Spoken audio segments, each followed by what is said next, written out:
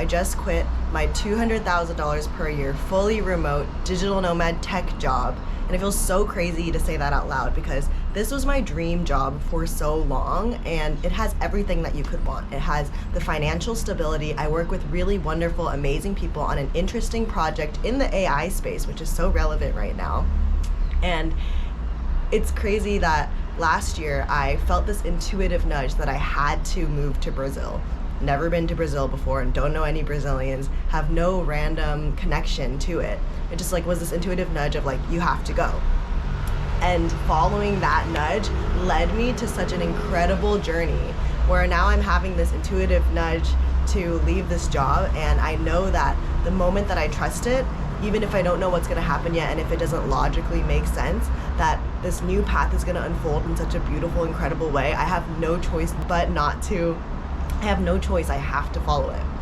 And for a long time, I've been sitting with this decision, and it feels so wrong to make this decision, honestly. It feels like I'm doing all the wrong things because I have such a stable salary. I make a lot of money where if I travel around the world, I have this US salary that will get me really far in other countries, such as in Brazil. But every single day, having this freedom of location suddenly doesn't become enough. What digital nomads and remote workers are chasing is the freedom to be wherever they want in the world, thinking that will create a more abundant, free life where I can have the time to do what I want, where I feel like I'm traveling while I'm working, while I'm doing normal life. And while that's true, I think that stepping into this period of freedom only just exposes where you want more of it. I think that a lot of people think, once I have the remote job, once I have the relationship, once I have this thing, everything's gonna get better. But the reality is you're not chasing that thing, you're chasing the feeling beneath it. So while I thought for so long, I need a remote job, I need to be a digital nomad, it's not actually that thing that's gonna bring me happiness, because once I got the thing, once I had this dream job where I am able to be wherever I want and make a lot of money still, I realized that, now I don't have freedom of time. So the thing that I was chasing was not this job, it was freedom. And while I have freedom of location now, the freedom of time is such a huge thing, because time is a resource that you just never, right?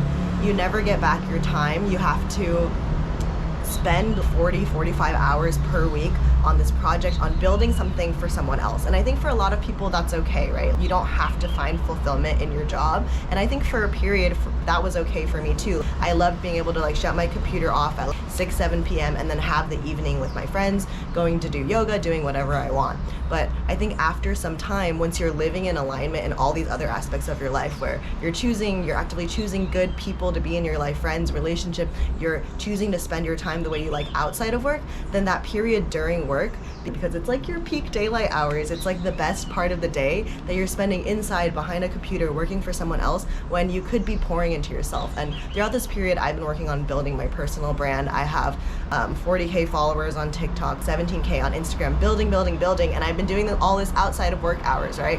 And I think that as I've been creating and kind of pouring into myself, I've been realizing why am I pouring all this energy into someone else? And I may not make the same amount of money or nearly as much right now building these things and having no returns and just doing them for fun. But I think about how wrong it feels to have these other passions and these desires. I've always wanted to write a book. I've always wanted to do these things. And then right now I can blame my job and be because I have work, I don't have time to do these things. And I think that being radically honest with myself about the fact that while I appreciate and I'm grateful for this job, it's not what I need right now, and it's not what I want right now, and it's not creating the dream life that I've always wanted for myself. I think that once I quit the job, I will have to be radically honest with myself, because I will have so much more of this time that I've been blaming work for taking away from me. And then I have no choice but to invest in myself and to go full send on my desires and on what I know I want to create for myself. Because right now I'm kind of taking the easy way, right? I'm able to blame work every day. I can play victim. I can say because of work, I haven't had the time to do these things. And I think that when I'm being really honest with myself every single day when I sit down behind my computer to work, I can say that my heart isn't there. And I think that I work for a really great company where my coworkers it's a startup too, or it was a startup. And everyone that I work with is really passionate about the work. They love tech, they love AI, and I have never been in that space where I kind of just ended up in software engineering because in college I didn't really know what I wanted to major in, and everyone was saying like go to tech. I have pretty strict parents who kind of influenced me to enter that computer science route, and I think it's brought me such incredible opportunities. I've worked at Instagram, at Meta, and at this company now, and I can talk about that in another video if you're curious, but my tech journey has been really successful and really fulfilling. So I think that now I'm finally at a place where I can acknowledge to myself that all those years I spent in tech were kind of more doing it because of the ego, maybe, of the fact that tech is a societally really respected and admired field where like your parents are going to be really proud of you for being in tech. You're always going to make a lot of money. There's high visibility, the AI boom, everything is so relevant, and you're in the middle of it, right? I feel really grateful for everything that I've learned during that period, but I can know and see that that's not who I am to my core, and working at this job every day has been like sucking my soul out because it feels like I can't reconcile who I am with how much time I'm dedicating to this. I think that coming to this place took a lot of radical honesty and also a lot of investing in figuring out what I care about outside of work. So I had become a yoga teacher 3 years ago. I did my yoga teacher training in New York City, then I did my advanced yoga teacher training in Indonesia, and I think that I realized while I became a yoga teacher, like I do this like 2 times a week in New York City outside of work hours, and why do I enjoy this so much more? Why do I feel so much more fulfilled doing this? But I make way less money doing this, right? I think I was working at Core Power Yoga in New York City, and you would make $20 an hour, which is pretty much minimum wage, which is insane, right? Versus a software engineering tech salary, you're making so much money, but are you feeling fulfilled? Are you feeling like your cup is full? And for me, sitting behind a computer doing this every day was not something that I was feeling full doing.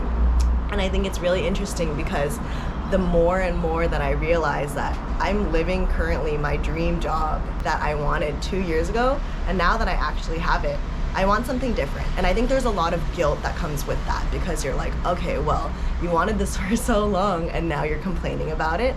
But I think that as I personally and as I get to know myself more, I have to remove that feeling of guilt for whatever I'm feeling, right? Like whatever feelings you have that are coming up authentically, they are real feelings that you have to just acknowledge, because if you're constantly feeling shameful about certain things you're feeling, you're going to become more and more disconnected with yourself. So when I'm radically honest about, okay, you're feeling guilty about this, why? And I think it's just allowing myself permission to change. Like that could have been what I wanted a year ago, but I am allowed to change my mind. And I think that a lot of us feel this guilt of like, well, you worked for this for so long, so now you have to stay in it because you've been working for it for so long. Similar thing with relationships. I think people would be like, oh, like, well, I've been in this relationship for 5 years, we've worked on it for so long, and like it feels really wrong, but like I'm just gonna stay because it's what I know and what I'm used to, and we've poured so much into it. That will keep you living in the scarcity mindset, because then you believe that this is your upper limit for happiness. Because whenever you stay in something that you know is not quite aligned to you, or you know that you want something different, you're telling yourself this is as good as it gets. Whereas the abundance mindset is show me how good it gets, like show me how good it can get, you know? And I think that me staying in this job is me upper limiting myself. Belief that because I have financial stability, because I have freedom of location, that this is as good as it gets. When in reality, the universe is so abundant. When you look at the sky, how vast it is, the ocean, how powerful it is. When you look at the trees, like the forest, you can see that everything is possible and everything does exist. I think with the rise of social media also, you're able to see more and more how so many different types of lives exist, like the rise of influencers, the way people make money from TikTok shop, selling online courses, all of these things. There's so many other ways to live your life that you don't have to work for a 9-to-5 corporate job if it's not filling your cup. And I think for a lot of people, it's enough. Like you don't have to find your purpose, your fulfillment in work. But for me right now, I'm recognizing and finally giving myself permission to take the leap, because I know this isn't what I want for me right now.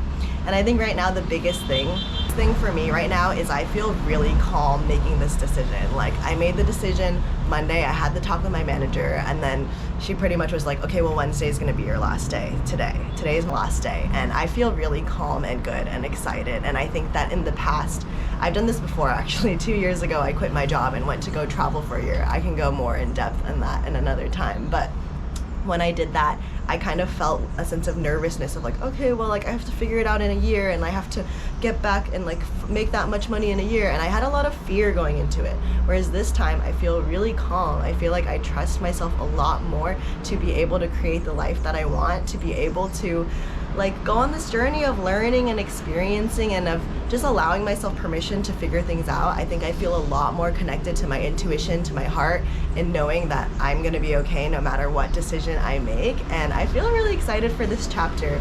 I would like to take you on this journey with me. I am gonna continue posting videos about my mindset going into this. Also, if you're curious about my past experiences like working at Meta, working in tech, quitting my job the first time, I am so excited to share this journey of just kind of surrendering to the universe, trusting my intuition, and allowing life to unfold in a different way than I thought was like the perfect, societally accepted way.